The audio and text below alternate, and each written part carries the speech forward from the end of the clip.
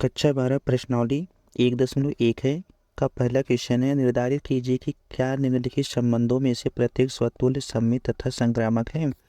हमने आपको स्वतुल्य सममित तथा संक्रामक पिछले वीडियो में बताया था। स्वतुल्य क्या होता है? स्वतुल्य जैसे मान लो कि मैं अगर क्रमित युग्म ले रहा हूँ, x, y लिया हूँ, अगर x का मान 1 है तो y का भी मान 1 होना चाहिए, तब इसे हम कहेंगे स्वतुल्य है। स्वतुल्य तभी होता है जब दोनों एक जैसे हो जाएं, दोनों एक जैसे शकल के हो जाएं, तो मतलब खुद का प्रतिबिंब खुद में अगर हो जाएगा तो उसी को हम बोलते हैं स्वतुल्य बोलते हैं। सममित क्या होता है? जैसे मैं कह दूं कि राम और मोहन है, राम मोहन का भाई है तो मोहन राम का भी भाई हो सकता है। जैसे एक दूसरे का भाई है तो राम मोहन का भाई है, मोहन राम का भाई होगा, तब ये हमारा सममित हो जाएगा। मान लो एक लोग और है, राम मोहन का भाई है, मोहन सोहन का भाई है, तो पहला और तीसरा वाला भी भाई ही होगा। वही सेम अगर रिलेशन आता है तो वो हमारा संक्रामक हो जाएगा। क्वेश्चन नंबर पहले का पहला सॉल्व करते हैं। इसमें मैं समुच्चय दिया हुआ है a इज इक्वल टू है 1 2 3 डॉट डॉट 13 कामा 14 में संबंध r इस प्रकार परिभाषित है कि r इसका रिलेशन है x कामा y इस प्रकार है कि 3x minus y is equal to 0 है। आगे क्वेश्चन में बस इतना ही है, y इज इक्वल टू 0 ही है। 1 से लेकर के 14 तक ही हमें संख्या को लेनी है, और ये मुझे एक समीकरण दिया है 3x माइनस वाई बराबर 0 दिया है। अब हमें ये पता करना है कि ये हमारा स्वतुल्य सममित है कि संक्रामक है। पहले मैं इसको क्रमित युग्म में बना लेता हूँ, फिर लगाना आसान होगा।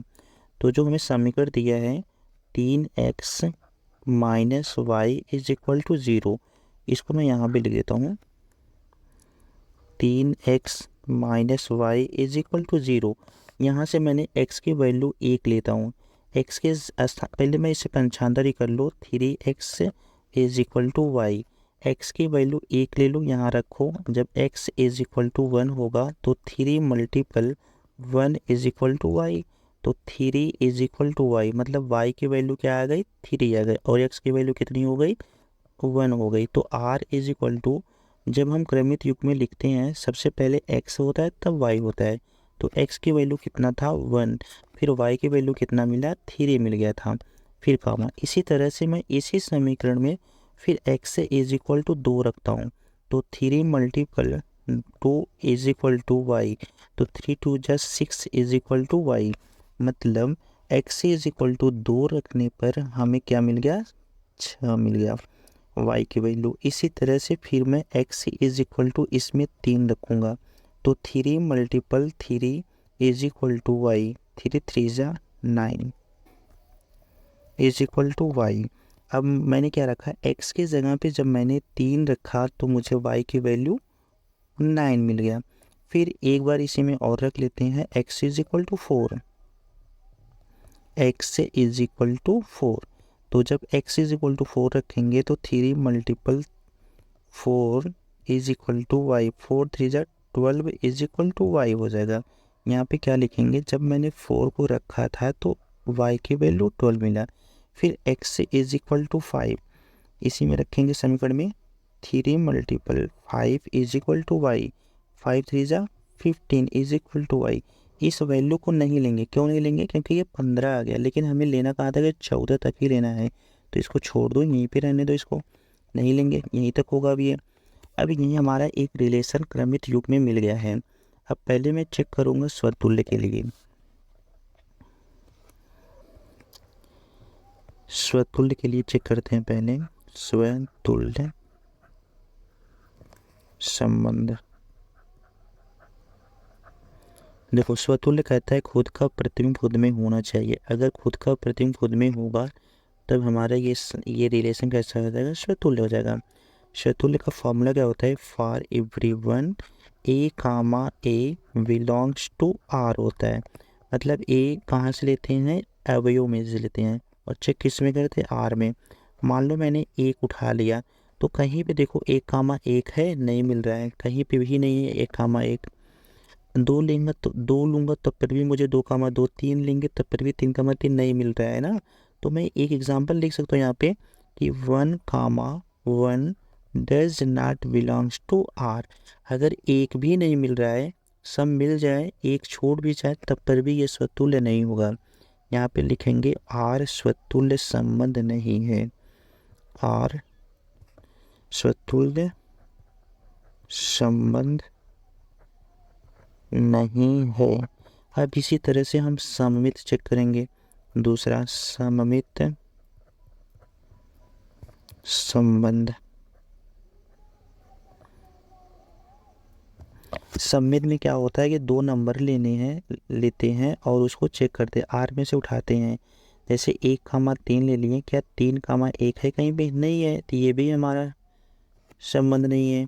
जैसे इसका फॉर्मूला होता है for everyone A comma B belongs to R imply then अब बी कामा ए। चेक करेंगे, अगर ये आर में मिल जाएगा तो हमारा ये सममित संबंध हो जाएगा।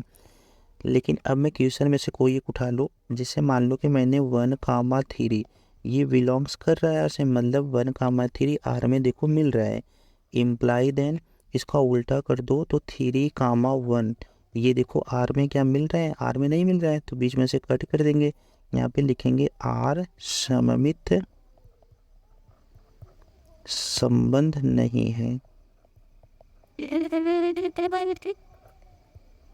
ठीक है, अब चेक करेंगे संक्रामक संबंध के लिए।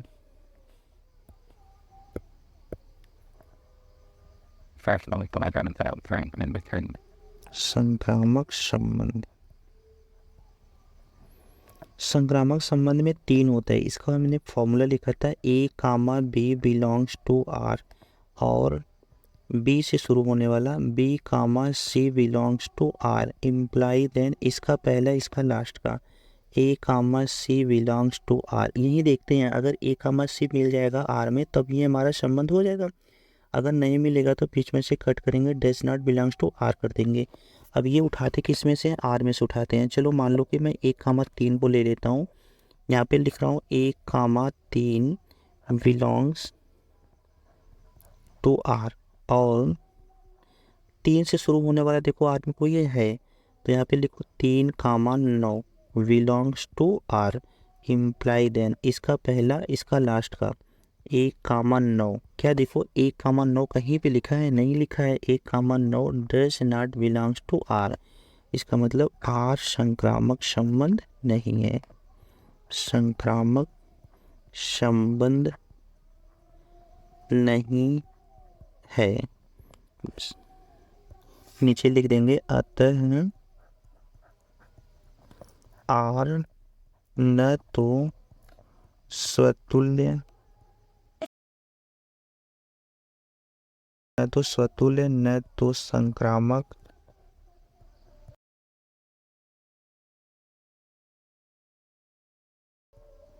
न तो सममित है।